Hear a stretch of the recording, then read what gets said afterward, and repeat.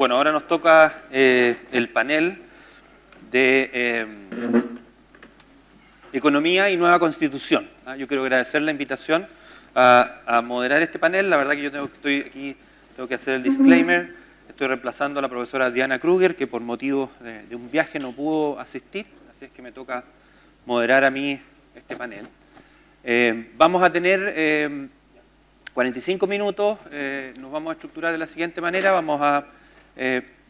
Yo le voy a dar la palabra a los panelistas para que den su visión respecto de los temas económicos relevantes en la Constitución. Una visión específica puede ser de los temas que consideran positivos, problemáticos, con desafíos en la nueva Constitución, o también una visión más general respecto del rol de las constituciones en el desarrollo económico de un país. Tenemos en el panel a Sebastián Gallegos, a Alejandro Montesinos y a Juan José Price. Todos ellos son profesores de Economía de la Escuela de Negocios. Entonces vamos a partir con Sebastián. Vamos a acotar el tiempo un poquito más nosotros, vamos a trabajar con 5 minutos cada profesor.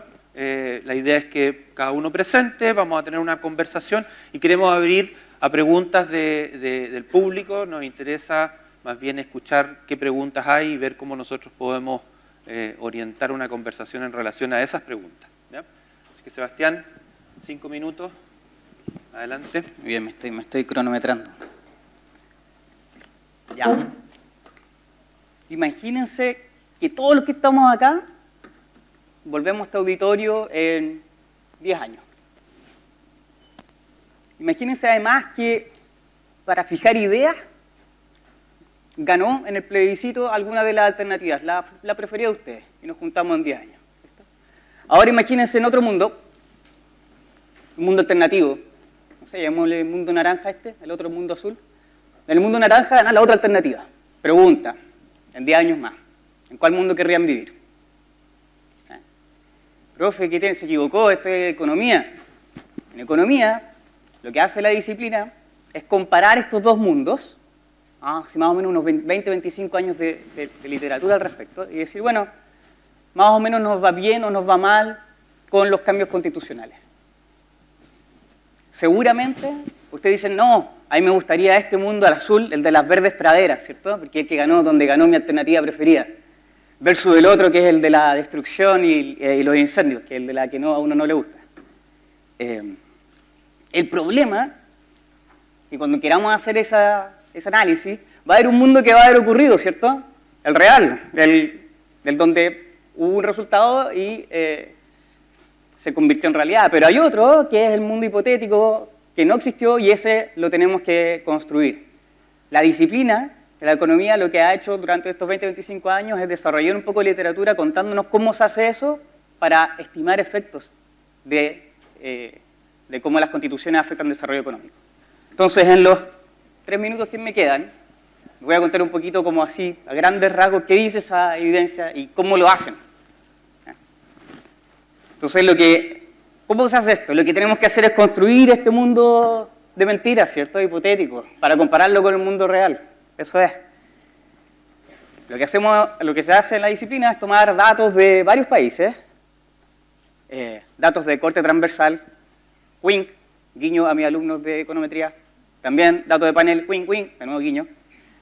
Eso significa que uno toma los países, tienen variación en sus constituciones, y después uno dice, mira, estos países que tienen estas constituciones les va más o menos en estas dimensiones que nos importa medir.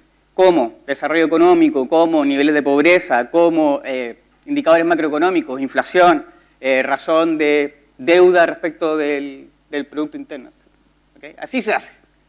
Lo que dice la evidencia es súper mixto, porque es difícil encontrar variación en las constituciones en todas las dimensiones que nos gustan. Lo que hay en un trabajo que es bien clásico, del 2005, de Persson y Tabellini, muestra que cambios entre regímenes que son presidenciales y proporcionales de mayoría tiende a tener los regímenes presidenciales, gobiernos que son más chicos, mientras los que son proporcionales o de mayoría mejores políticas de promoción de crecimiento económico. Al mismo tiempo hay evidencia también relacionada que dice, mira, vamos a ver qué es lo que pasa cuando nosotros consagramos derechos en las constituciones, vamos a ver qué es lo que pasa después con el ejercicio de esos derechos.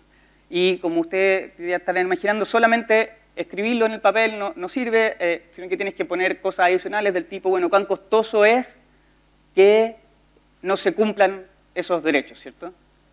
Entonces, tienes que tener, eso es lo que dice la evidencia, es como sabes que solo ponerlo no te sirve.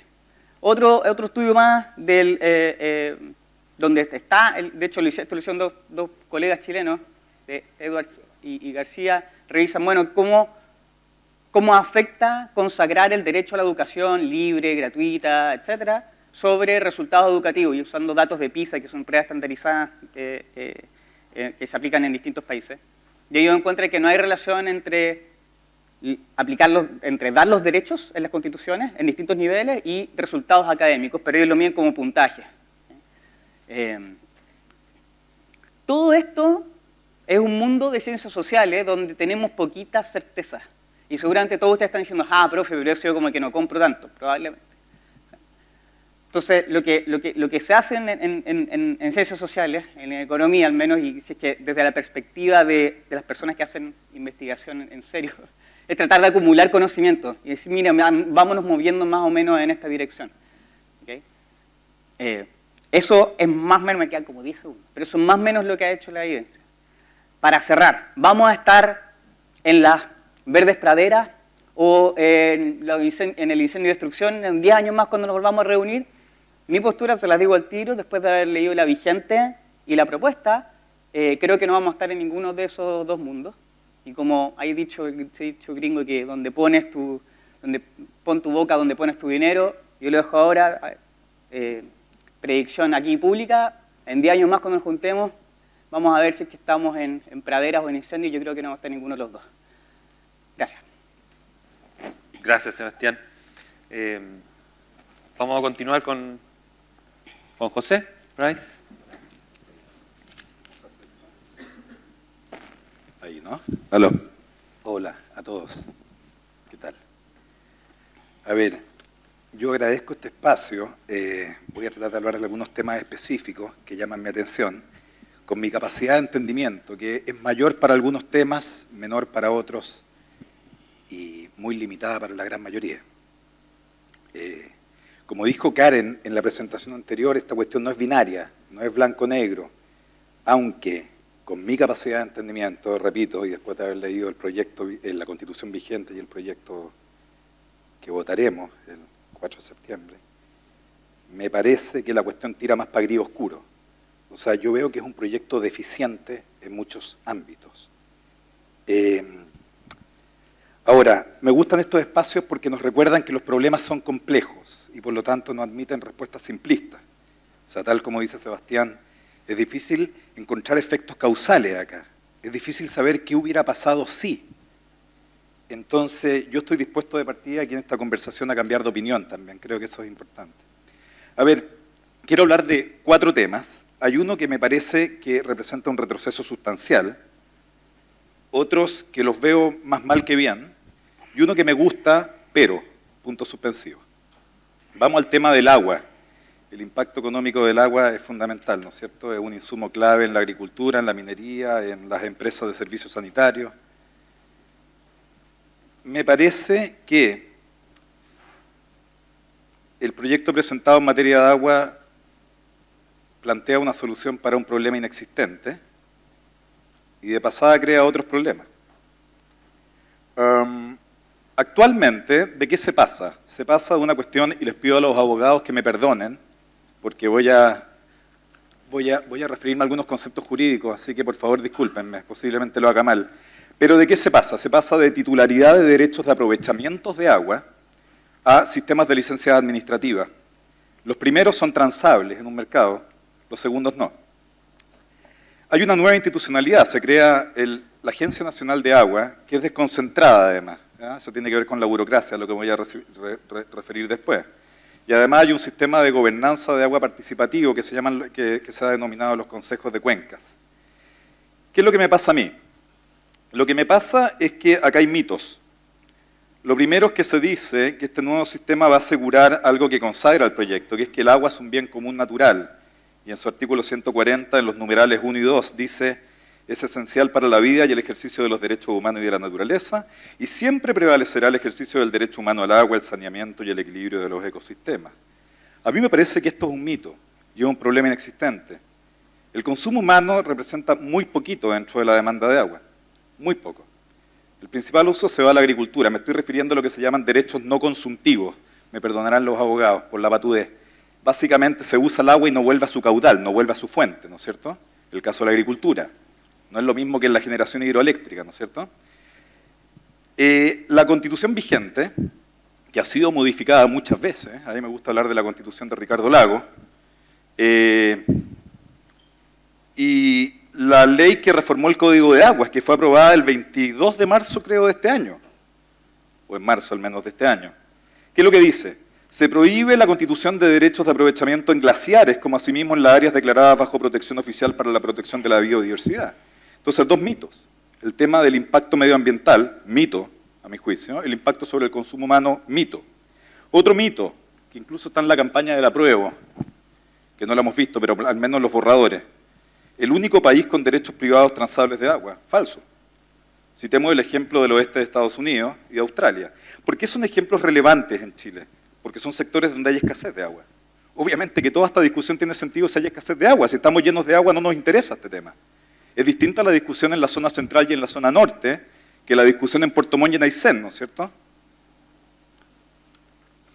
Riesgo. Los derechos de agua no son comercializables. Fatal, a mi juicio. Las licencias administrativas no son comercializables, no dan derecho por ningún periodo, incertidumbre. ¿Qué pasa acá? En la agricultura, los pequeños y medianos agricultores sobre todo, requieren capital de trabajo. Van a los bancos a pedir crédito para financiar la siembra y después la pagan con la cosecha. Ustedes saben que cuando van a pedir un crédito les piden una garantía, una prenda, un colateral. Bueno, la tierra de ellos vale menos sin derechos de agua. Repito, acá no hay propiedad sobre el agua, hay titularidad de derechos de aprovechamiento. En la minería los proyectos son largos, con inversiones irreversibles, hundidos. Imagínense la prospección minera, ¿no es cierto? Empresas de agua potable, dependiendo de condiciones cambiantes en términos de demanda y disponibilidad de agua, ellas arriendan, venden, compran derechos de agua y se ajustan a condiciones cambiantes, eso es importante. Oye, bueno, Juan José, en honor sí, al tiempo, sí, dijiste que tenías tres temas. Sí, no, Pasa a los otros. voy a pasar a los dos de los que hablo menos. Podemos volver sobre a los dos de los que hablo menos. temas. Exceso de burocracia, gasto fiscal permanente y rígido a la baja, nuevas funciones, agencias, defensorías, desconcentradas con representación en regiones, etcétera. Me voy a quedar ahí. Creación de empresas públicas. Yo no me opongo a la creación de empresas públicas.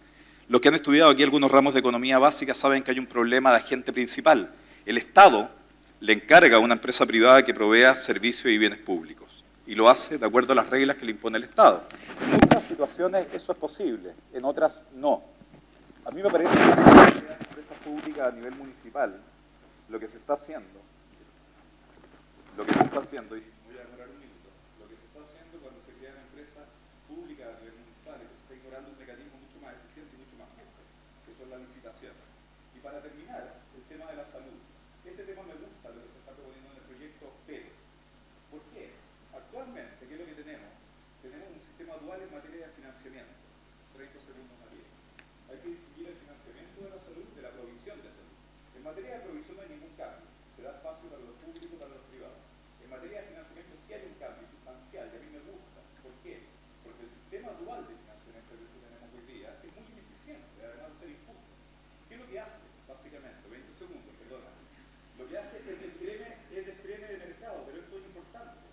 Lo que hace es dejar los riesgos altos en FONASA, que en general coinciden con las personas que tienen ingresos más bajos, por lo tanto el 7% de ellos es más bajo. Tenemos un sistema que tiene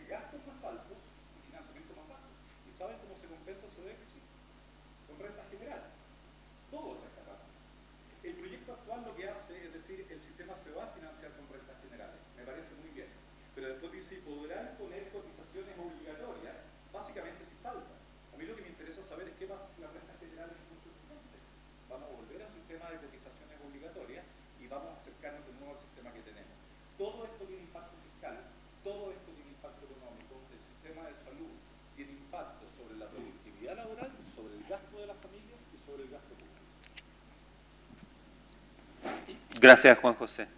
Y ahora vamos a tener entonces los minutos de Alejandro.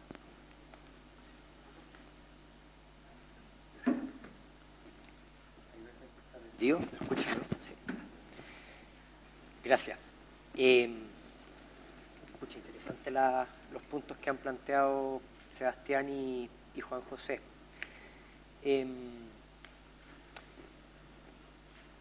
Yo quiero partir planteando lo que visualizo son aportes interesantes en un debate constitucional, porque son aspectos que previamente creo no se habían puesto sobre la mesa en este contexto, ¿ya? Independientemente de la bajada concreta, del articulado que tiene la propuesta constitucional hoy día, me parece que es muy importante y es un paso adelante el reconocer la diversidad geográfica y cultural que existe en nuestro país. De alguna manera, las constituciones que he conocido y que ha tenido nuestro país en el pasado, son constituciones que de alguna manera hacen carne un supuesto que muchas veces se hace en modelos macroeconómicos, que es el supuesto del agente representativo. Pensemos que todos somos iguales y que la realidad de todo Chile es la realidad que se da en un cierto lugar, típicamente ha sido Santiago. Yo pienso que hay un paso adelante en términos de poner sobre la mesa el hecho de que las realidades económicas, culturales, sociales, a lo largo de nuestro país son muy disímiles y por lo tanto pensar en ordenamientos que estén definidos exclusivamente desde Santiago es poco adecuado. Y eso creo que es un aporte. Pienso que eso no está completamente resuelto en la propuesta. No me queda claro cómo se va a articular esa diversidad, pero que creo que plantear los problemas es el primer paso para resolverlo. El segundo aspecto en el que creo la Constitución hace un aporte fundamental es en términos de reconocer la condición necesaria para la existencia de la vida, que es el medio ambiente, cosa que tampoco estaba puesto tan manifiestamente en constituciones anteriores. Yo pienso que esto tampoco está resuelto en la propuesta constitucional, pero de nuevo, creo que es muy lúcido aceptar la realidad de que los seres humanos no vivimos en el vacío, aceptar de que los seres humanos necesitamos aire, agua, y de alguna manera tenemos que preocuparnos por la sustentabilidad de la vida en ese entorno que nos cobija, ¿ya? Y creo que ahí hay dos aportes para la conversación constitucional que va a seguir. Yo, un poco como se planteó en el panel anterior, pienso que el 4 de septiembre es uno de los hitos en el proceso que vamos a seguir. Dicho eso, respecto de esta propuesta constitucional, a mí me surgen tres preguntas asociadas a tres grandes tensiones que yo identifico en el texto. Y aquí voy a ir muy al punto, voy a tratar de no alargarme mucho.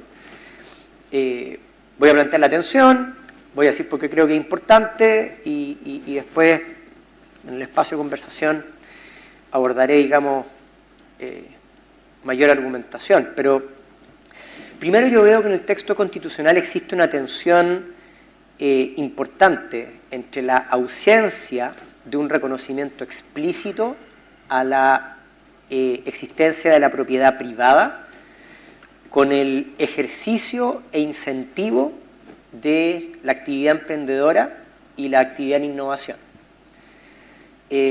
Como economista, no puedo evitar pensar que una de las cosas que mueve a la gente para emprender y una de las cosas que mueve a la gente para innovar es poder apropiarse de lo que se crea. Y en la Constitución no se menciona ni una sola vez propiedad privada, se menciona propiedad, ¿ya? Y ahí yo veo que hay una tensión. porque un poco en la línea de lo que planteaba Juan José hace un rato atrás, creo que eso abre algunos márgenes de incertidumbre, ¿ya? Y creo que esos márgenes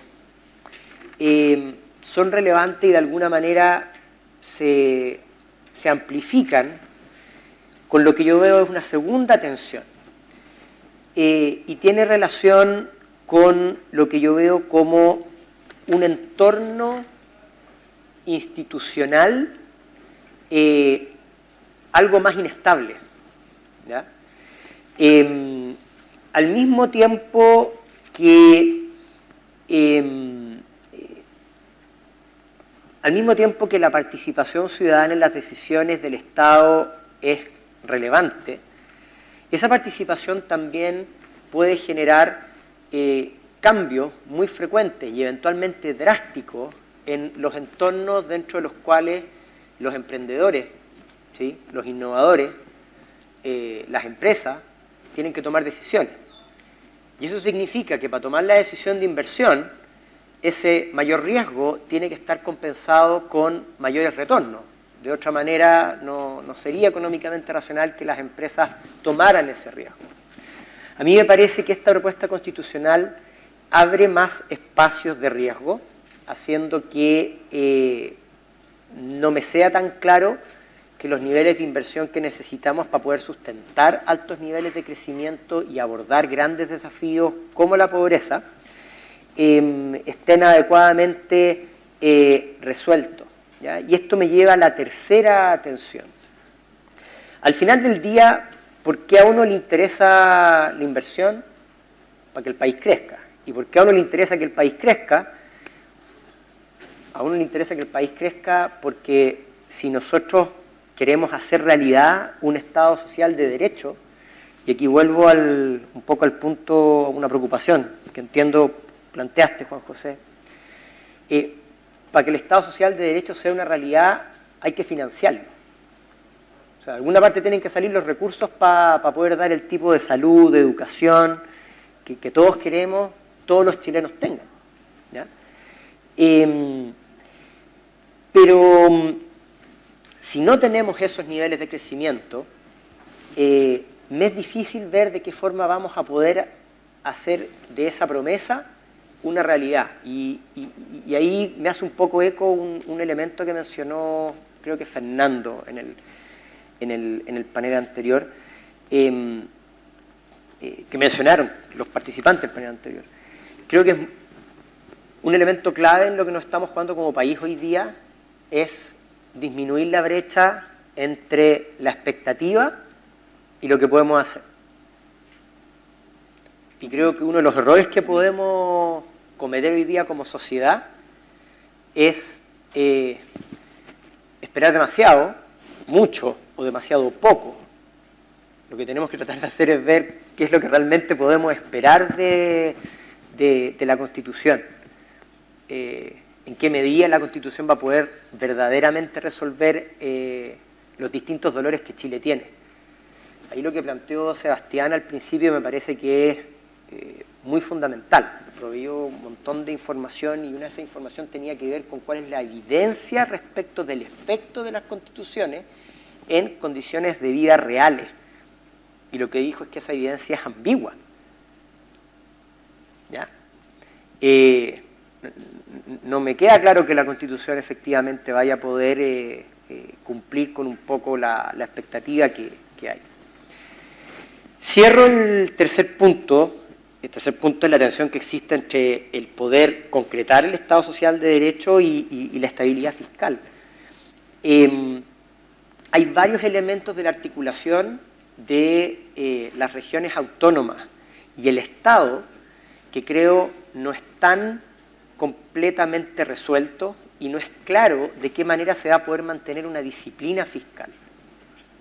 Una disciplina que le permita al gobierno honrar su promesa de garantizar una serie de derechos que son difíciles de poder materializar. ¿Hace cuántos años estamos escuchando que las colas de los consultorios van a desaparecer? No han desaparecido, ¿sí? un dolor tremendo en Chile son las pensiones bajas, pero subir las pensiones hay que financiarlo de alguna manera, ¿sí? Y distintas formas de financiamiento tienen asociados distintos niveles de riesgo, ¿ya? Nosotros los economistas, creo yo, somos bien gregarios, entonces nos juntamos ayer, conversamos un poco sobre lo que íbamos a hacer hoy día y creo que uno de los puntos que nos convocaba a participar acá y nos pone muy contentos, creo yo, de participar, es que más que dar respuestas, creo que es importante que nosotros planteemos preguntas, ¿ya? Y en ese sentido nos hagamos un eco de lo que como universidad nosotros buscamos desarrollar en ustedes, que es el espíritu y el pensamiento crítico. Esas son las preguntas que yo tengo, esas son las preguntas que yo los invito a, si ustedes quieren conversar a continuación y seguir dándole vuelta, aquí, en un café, donde quieran. Eso. Bueno, gracias Alejandro. Entonces, antes de pasar a las preguntas, porque la verdad que la idea sería que pudiéramos conversar acerca de las preguntas que ustedes tienen, más que lo que nosotros queremos decir o los panelistas quieren decir, quisiera darles un minuto o dos para redondear alguna idea a nuestros panelistas y podamos abrir entonces la conversación con el público. ¿Parto yo? Sebastián, sí. Ya. Sí, estoy son momentos nerd, entonces que estamos, como dice Alejandro, juntándonos, conversándolo, en una perspectiva un poco más académica, estamos en la universidad, para cosas como más políticas tenemos otros canales, ¿cierto? Pero un mensaje grande que es una realidad que se discutió en el panel anterior es que esto no es un ejercicio académico de comparación de dos trabajos, profe, ¿me aprueba o me rechaza? ¿Me pone un prueba? ¿Cierto? Todos sabemos que detrás de las dos propuestas hay un ejercicio de distribución de poder y entonces ustedes, cuando vayan a votar, eso lo tienen que tener en consideración. Pero igual hagamos el ejercicio académico de comparar las dos cosas, ¿cierto? Eso es lo que estamos haciendo acá. Son como inseparables, ¿no? Para no caer en la ingenuidad como académica. Un par de cosas, yo quiero decir dos cosas más muy, muy breves. Una, un artículo específico, porque hablo de la cosa grande y no hablaba de la cosa chica. Artículo 81, que eleva a rango constitucional los derechos al consumidor. Creo que es súper importante. Que nadie habla de esto porque como que es como a los que les interesan los mercados, es como que no, mejor que hablemos de otras cosas, pero y a las personas que no les gustan los mercados no están muy preocupados de los derechos del consumidor, pero nos pasa todo el rato, a todos ustedes, estoy seguro que lo han llamado por teléfono de alguna empresa para molestarlos o han tratado de ir a cambiar algo al mall y no han podido. Y todo eso son derechos del consumidor y todo eso hace que, si son débiles, los mercados no funcionen bien y que además nos enojemos. Y pega directamente en el bienestar de la población. Entonces yo creo que eso es súper importante. Y el punto final, me parece, eso es una cosa que me gusta mucho, una cosa que me preocupa, tiene que ver con cómo vamos a financiar todo esto, pero al mismo tiempo la Constitución, la misma, la propuesta en el artículo 283, dice explícitamente, taxativamente, habla de responsabilidad y sostenibilidad fiscal. Y recién, tal vez lo vieron hace poco, salió un informe de algunos colegas economistas que no se identifican tanto con la extrema izquierda, ¿cierto? Como está Betancor, Andrea Betancor, está Rodrigo Valdés, está Vergara, un grupo de economistas transversales le llaman. Y dicen, mira, ¿sabéis que esto nos va a costar más o menos entre 9 y 14 puntos del PIB? Y uno queda así como, ya, chuta, eso es como harto, como poco. Lo que muestran ellos es que dicen, mira, comparemos esto con lo que pasó con España, por ejemplo, y España aumentó 12, 13 puntos del PIB en los 10 años siguientes a la reforma de su constitución. Colombia, 8 puntos. Ecuador, 17 puntos. Entonces, no sé, no parece algo tan terrorífico. A mí me preocupa, como acá varios colegas que lo hemos explicitado, cómo es que esto se va a ir aterrizando. Pero yo antes de leerlo estaba más preocupado.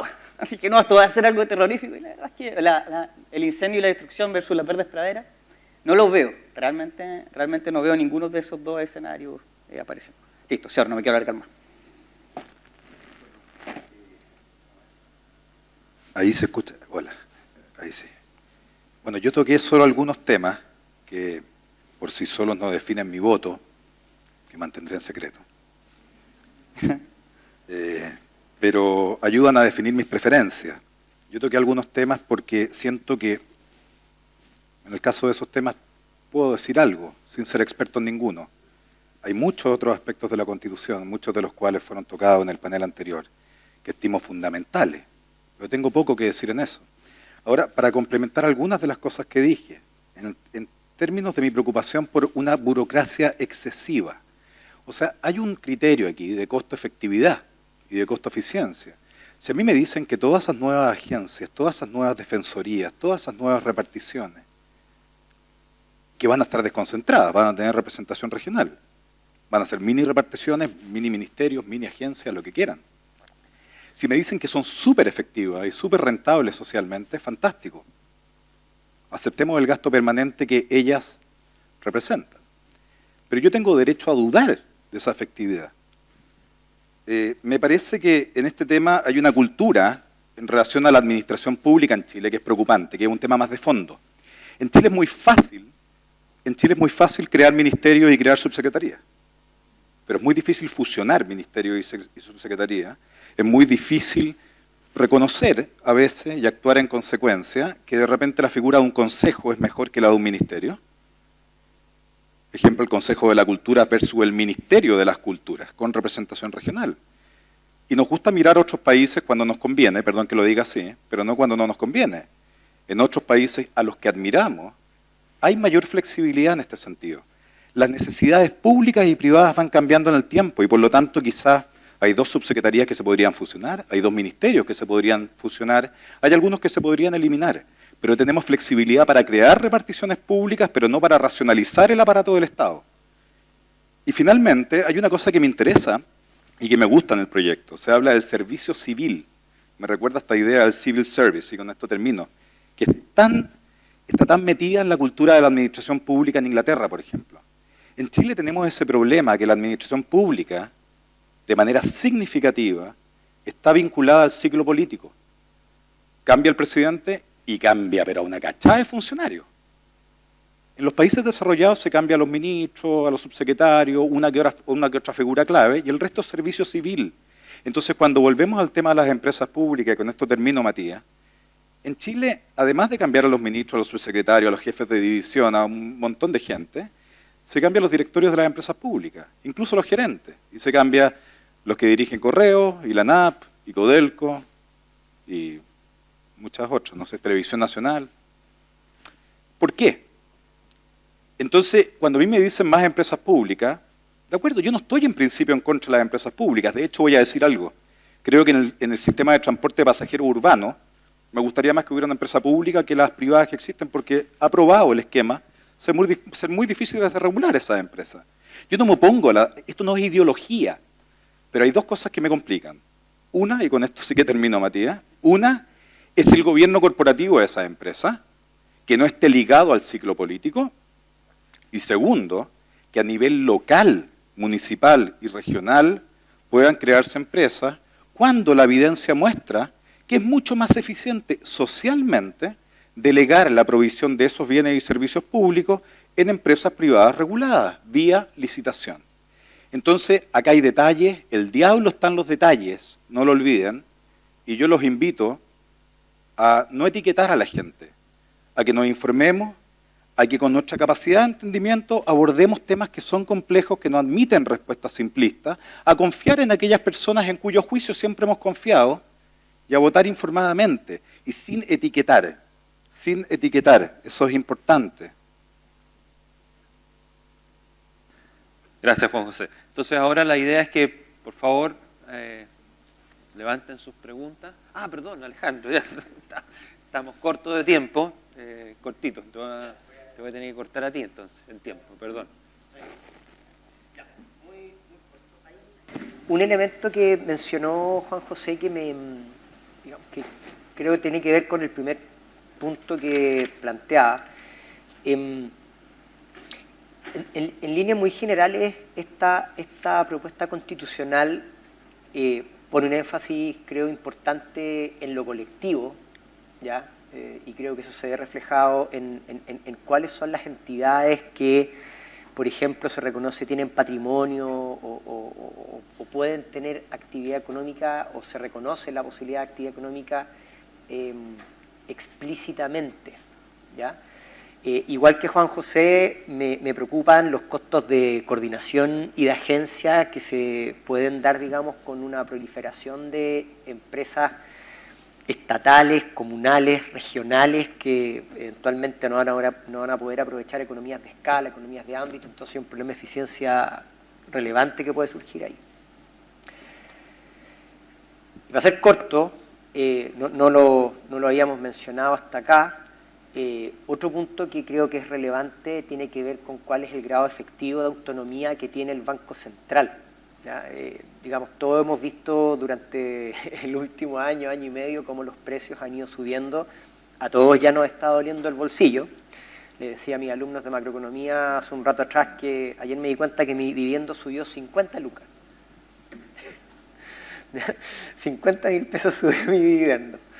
Yo decía, me falta plata, ¿por qué? Y 50 lucas no subió el dividendo. Una de las herramientas para donde existe evidencia más efectivamente se puede combatir la inflación y la herramienta más efectiva para combatir la inflación es la autonomía del Banco Central. En la propuesta constitucional me parece que la autonomía del Banco Central no es clara, y en ese sentido estamos moviéndonos hacia una tecnología de manejo de la política monetaria, digamos, que ya sabemos no es una tecnología de frontera. Y es un punto que lo quiero levantar también porque puede servir como punto para conversar y darle más vuelta. Gracias. Gracias, Alejandro. Entonces, ahora sí vamos a abrir el espacio para preguntas y para que conversemos alrededor de las preguntas que ustedes tengan sobre temas económicos. ¿Hay alguna pregunta? Pueden ser los profesores también de preguntar. Sí, acá tenemos... después ahí. Hola, buenas. Muchas gracias primero por toda la información que han dado. Creo que ha sido todo bastante claro y eso que llegué hace bastante poco.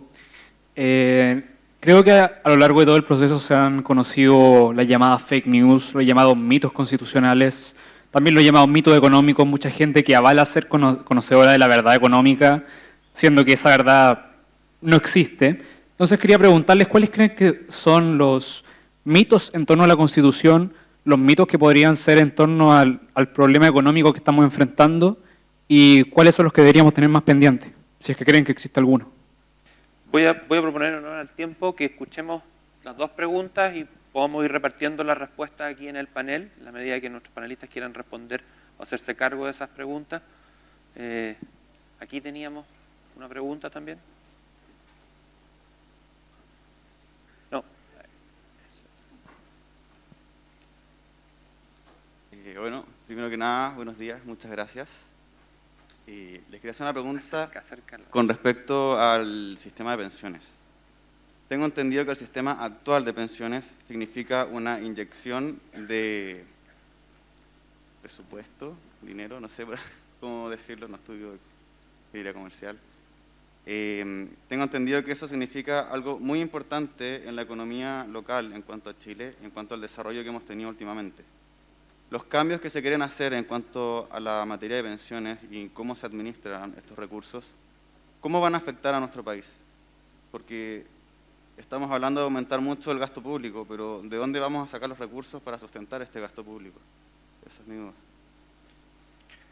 No sé si hay alguna otra pregunta para que, si no, abordamos.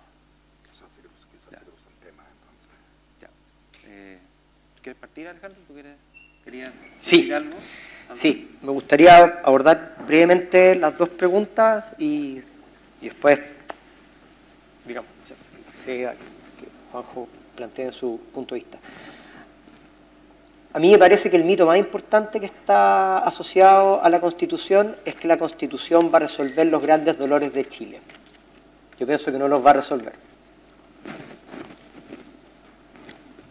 Y perdón los abogados, pero un papel no cambia la realidad.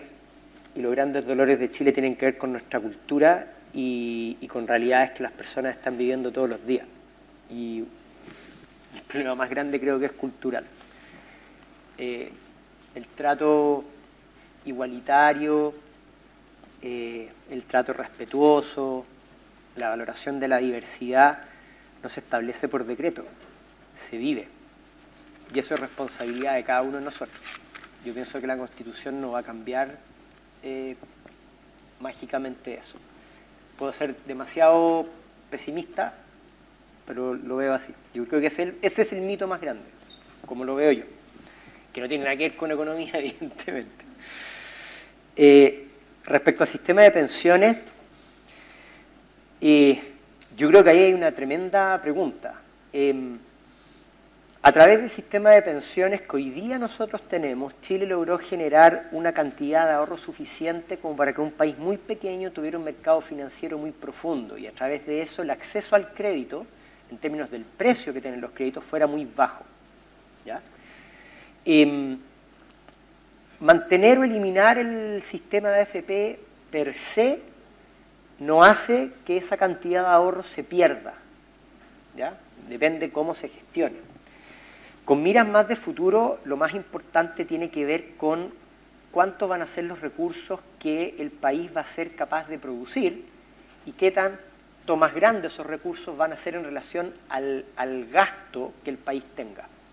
Y ahí, a nivel macro, los dos grandes ítems de gasto, ¿ya?, son el gasto de las familias, consumo, y el gasto del gobierno, ¿ya? Desde ese punto de vista, tu pregunta pone en relevancia la consistencia entre el ritmo de gasto que tenga el gasto de gobierno y el ritmo de crecimiento esperado que vaya a tener el PIB, ¿ya? Y ahí hay para mí un signo de interrogación. Pareciera, ¿no es cierto?, que esta propuesta constitucional implica un aumento del nivel de gasto de gobierno. Pero si el PIB triplica su crecimiento, la verdad las cosas pueden no ser un problema tan grande. El problema es si seguimos con un nivel de crecimiento del PIB como el que tenemos durante los últimos 4 años y el gasto de gobierno sí se triplica. Porque como dijo Juan José, aumentar el gasto fiscal en general es fácil. Lo que es virtualmente imposible es bajar el gasto fiscal. Ya, eso es raro que baje el gasto fiscal. Yo me acuerdo cuando estaba yendo al colegio, a principios de los 90, y anunciaron el alza del IVA, en ese momento 14%, 17% al 19% actual. Era transitorio, por un año. Entonces, fue transitorio como la pandemia. La pandemia también iba a ser transitoria. Y aquí estamos. Yo creo que hay muy buenos motivos por los cuales uno entiende que el IVA se mantenga alto. O sea, es con la recaudación fiscal con la cual se proveen los bienes públicos. Evidentemente, el Estado tiene que proveer bienes públicos. Evidentemente, el Estado tiene que ir en ayuda de quienes, digamos, no tienen los medios suficientes para subsistir, y eso se hace a través de impuestos. Vamos a dejarle... Personas son traídos. ¿Alguien? Dale. Yo me voy a demorar muy poquito, pero ahora en serio. Sobre el tema de la AFP, o sea, hay una cosa que se olvida. Las fuentes de financiamiento de la inversión son el ahorro, privado, público y externo. La AFP provee un mecanismo de financiamiento de largo plazo en pesos, o sea, no expuesto al riesgo cambiario. ¿Se dan cuenta lo que pasaría ahora con la subida del dólar en ese caso?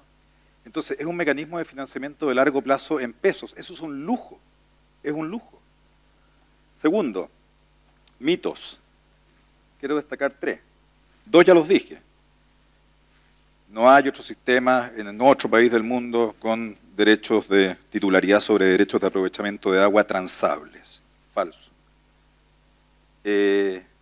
Existe un conflicto entre la existencia de titularidad de derechos de aprovechamiento de aguas transables y el consumo humano y la protección del medio ambiente. Falso por las razones que ya di, no las voy a repetir. Pero, como siempre está el riesgo que a uno le etiqueten, y yo dije también que la reforma del sistema de salud en principio me gustan mucho, volviendo al sistema de salud también voy a decir algo que en el sistema actual no me gusta y que es un mito. En el sistema de financiamiento privado de salud no hay libertad de elección. Para elegir hay que formar preferencia, para formar preferencia hay que procesar información. Y los que están afiliados a un ISAPRE saben que cuando se van a afiliar llega una vendedora al ISAPRE y te pasa una carpeta con 5.000 planes. Entonces no hay libertad de elección en la práctica. Y el último mito, que no lo hablamos, pero que es fundamental y que en realidad fue materia abordada por el panel anterior, ellos tienen mucha más propiedad que nosotros para hablar de esos temas, es el mito de que la representatividad en el sistema electoral es per se buena. Los sistemas electorales, ¿qué es lo que son básicamente? Son un mecanismo para traducir votos en asientos en el Congreso. Y siempre en los sistemas electorales hay un conflicto, 15 segundos, entre representatividad y formación de mayoría y capacidad de llegar a acuerdos. Tenemos un sistema electoral que dice que es súper representativo. Yo encuentro que es pésimo.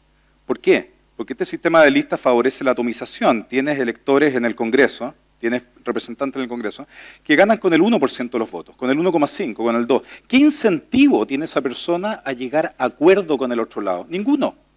Ninguno. ¿Y por qué es importante para la economía? Porque en el Congreso se definen las reglas del juego. Entonces, ¿hay mitos? Sí, hay mitos. Y eso nos recuerda simplemente que las cosas son complejas, que tenemos que informarnos, que tenemos que tener una mirada crítica y que tenemos que ser escépticos.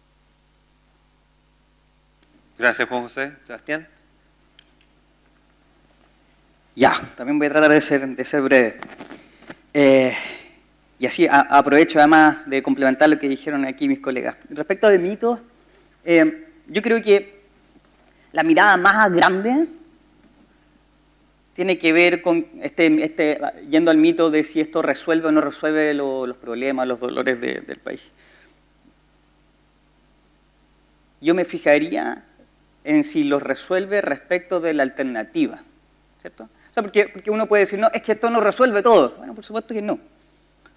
La alternativa, nuestra decisión es esta constitución o la otra, ¿cierto? Y unas cosas y unas promesas entre medio. Entonces, me parece que el análisis correcto tiene que ser primero entre estas dos, y eso es algo que creo que nos cuesta hacerlo, porque todos queremos llegar a las verdes praderas, ¿cierto? Pero ojo, ahora estamos decidiendo entre una constitución vigente y una propuesta. ¿Okay? Entonces, la pregunta como si no lo resuelve, pero lo hace peor, entonces, comparar contra la existente. Respecto de recursos para el sistema de pensiones, donde estamos súper desbalanceados es en el aporte de los empleadores a las pensiones. Tenemos de hecho, casi no hay en Chile aporte de empleadores. Todos nosotros hasta ahora lo hemos hecho con nuestros propios ahorros, ¿cierto? Entonces, si miramos a los países de la OECD, hay una fracción bien importante de países que consideran de forma importante, además no poquito, aportes de los empleadores. Entonces, de ahí, eso es una primera parte donde necesitamos acercarnos a estándares internacionales, si no es como que vayamos a Corea del Norte. Entonces, ese es un lugar. ¿De dónde más salen los recursos? También salen de tributación y también salen de crecimiento económico. No hay mucho más de dónde elegir.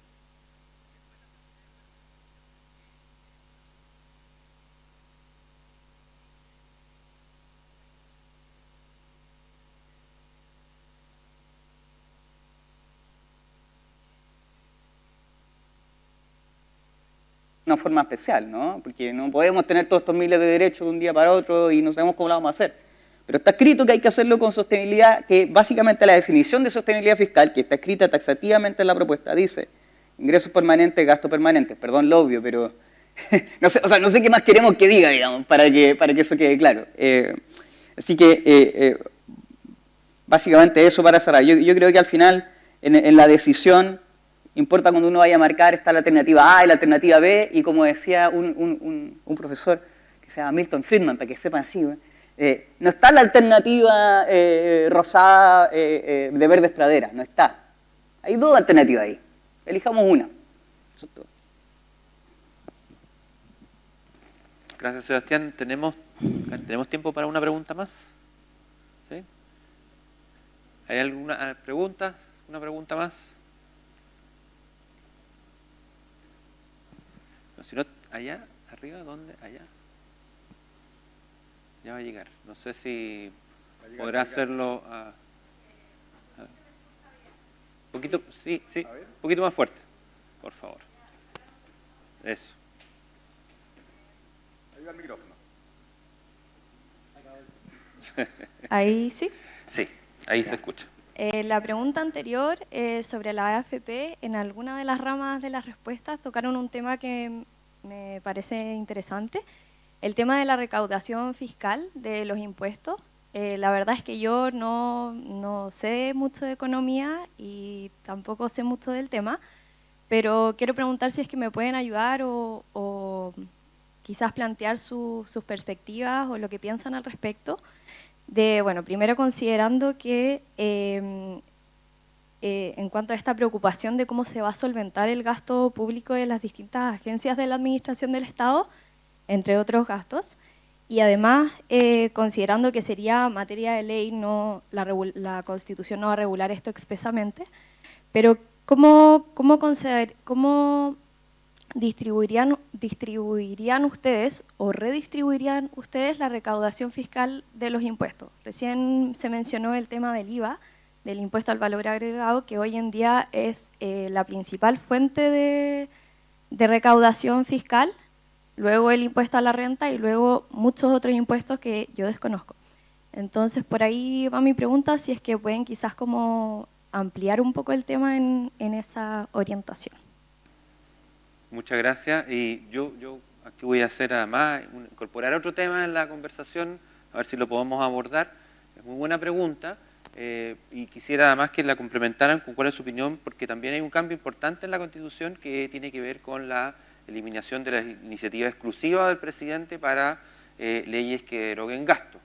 Entonces, que se vincula, creo yo, con la pregunta que están haciendo en el público. Entonces, me gustaría ver cuál es la opinión de ustedes respecto a la pregunta y cómo se vincula esto con este cambio constitucional relevante que estamos enfrentando.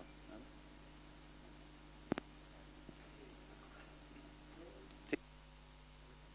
Primero, para abordar el tema de la AFP y de cómo mejorar pensiones, en realidad casi todas las comisiones que se han hecho para abordar ese tema llegan siempre a la misma conclusión. Lo que hay que hacer es que el mercado laboral funcione mejor para que la gente pase menos tiempo desempleada cuando cae en esa condición de desempleo, uno. Y segundo, como dijo Juan José, las pensiones, después la inversión, se financia con ahorro. Entonces, si queremos mejorar eso, lo que hay que hacer es ahorrar más. No hay mucha vuelta que dar ahí.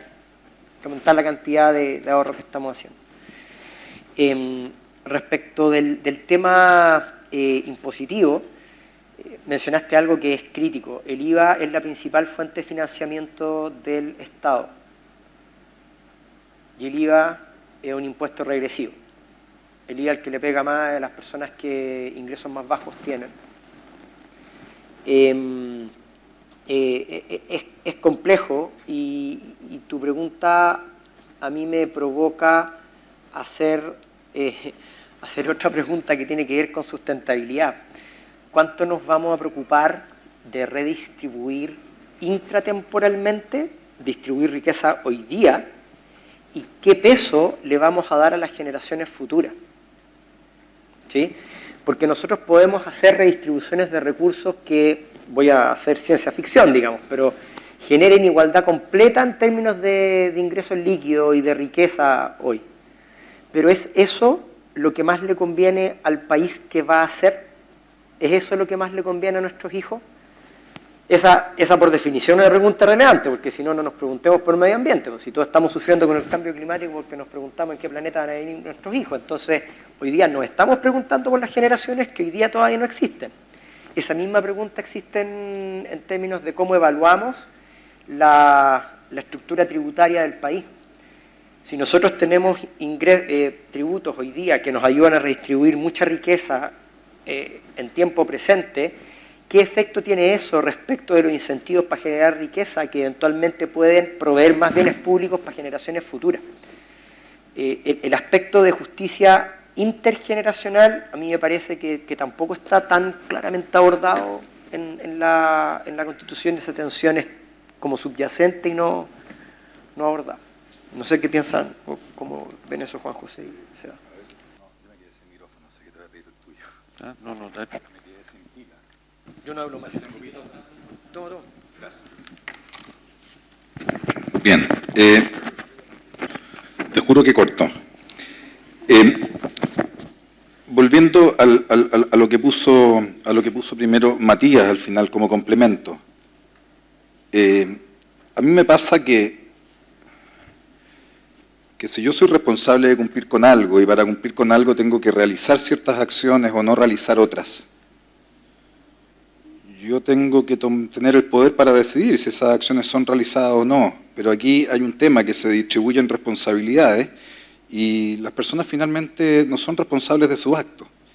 Por ejemplo, no me acuerdo el fraseo exacto, me podrán corregir los que tengan la Constitución a mano, pero se reconoce que el nivel central y particularmente el presidente de la República es responsable de la estabilidad presupuestaria macroeconómica, algo así. Espero que no lo esté fraseando demasiado mal.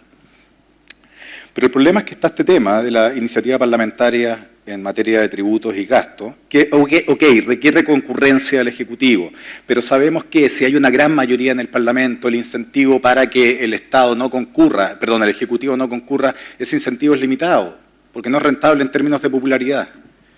Ahora, en materia de seguridad social, no se requiere concurrencia. Entonces, a él le piden que sea responsable de la estabilidad presupuestaria, pero finalmente hay otros que pueden poner en riesgo esa estabilidad presupuestaria. ¿Ah? Claro. En materia, no sé, algo preguntó usted de impuestos, ¿cierto? Y nuevamente lo voy a conectar con un mito. Acá hay dos cosas, y nuevamente seamos escépticos y tengamos mirada crítica. Voy a poner una cosa que no está en el proyecto, pero sí hay que reconocerlo, que es una idea que les gusta mucho a quienes les apasiona el proyecto. Repito, a quienes les apasiona. A mí, yo desconfío de eso, desconfío de la pasión por el rechazo o de la pasión por el apruebo. Pero ¿qué es lo que les gusta a ellos? El impuesto a los súper ricos. Seamos claros en esto. Antiguamente en el Estado feudal los impuestos directos a la propiedad funcionaban, porque la propiedad estaba representada por la tierra, y la tierra no te la podías llevar de un lugar a otro. Pero ahora eso no es así. Entonces, otro mito. Y creo que ahí termino. Sabía decir algo más, pero se me olvidó. Mejor. Ya, para cerrar, primero, que muy contento que tú hagas la pregunta, porque además tengo como harta vergüenza de estar acá en un panel conformado por puros hombres. Y además, puras preguntas de hombres, así que gracias. Estaba como salvando el panel. Creo que también, una cosa más también para relajar el ambiente, Juan José, no puede desconfiar de la pasión. No se puede desconfiar de la pasión. Imagínate qué sería la vida sin pasión. Yo estoy intentando estar de acuerdo en que las verdes praderas y los incendios no van a ocurrir, ¿ok? Ok. Dicho eso, de sistema tributario, yo creo que tenemos hasta más o menos el 2005-2006, eran los ingresos por el cobre, lo que es básicamente el sueldo de Chile, y a partir de ahí gana espacio en la fracción de la torta que está financiada por el IVA. Entonces, como que no siempre ha sido así, pero ha aumentado en el tiempo. Respecto de si esto es bueno o malo, la verdad es que no creo que sea tan obvio. Hay varios impuestos que son regresivos en su recaudación, pero son progresivos en su gasto. Y no es tan obvio, ¿cierto?, que sea súper malo. Donde la historia que yo conozco de tributaria de Chile, bueno, lo que hemos tratado de hacer es decir, bueno, vamos a buscar recursos a otro lado. Ahora hay un proyecto de reforma tributaria, y a dónde tienes que ir a buscar, ojalá ir a buscar, a ponerle más altos impuestos a los súper ricos, o llamémoslo como sea. Pero el problema que yo veo en ese tipo de política, a pesar de que comparto el espíritu, es que están construidas con una noción estática. Imagínense que ustedes, los de acá no, pero los de ahí arriba son los súper ricos. Ya les voy a poner un impuesto gigante.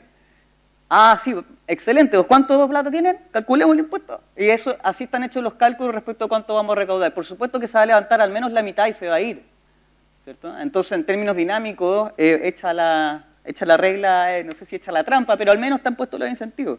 Entonces, creo que no hay magia en esto y tenemos que poner mejores énfasis, como lo está haciendo esta propuesta de reforma tributaria, de dónde podemos sacar más recursos.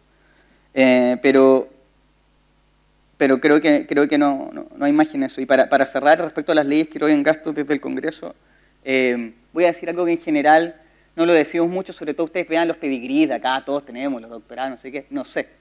No tengo claridad respecto a cómo eso va a funcionar, no tengo idea de cómo es la evidencia. Puedo decirte, mira, yo creo que igual puede ser, pero la verdad no sé. Me parece ahí la opinión que igual uno nunca se aguante darla. O sea, si un presidente no es capaz de resistir esa tentación o no es capaz de hacer una negociación en esa dimensión, la verdad es que, next, ¿no? O sea, va a ocurrirse igual, sí o sí vamos a tener cosas de este estilo. Entonces, en fin, no me parece que sea algo tan terrible. Creo que hay otros países que también lo tienen. Oye, en honor al tiempo, entonces vamos a tener que terminar. Claramente podríamos seguir bastante más tiempo porque quedaron muchos temas económicos que están tocados en el proyecto de nueva Constitución. Sí, creo que lamentablemente por tiempo ojalá pudiéramos tener otro espacio para continuar esta conversación. Muchas gracias. Sus preguntas y a nuestros panelistas.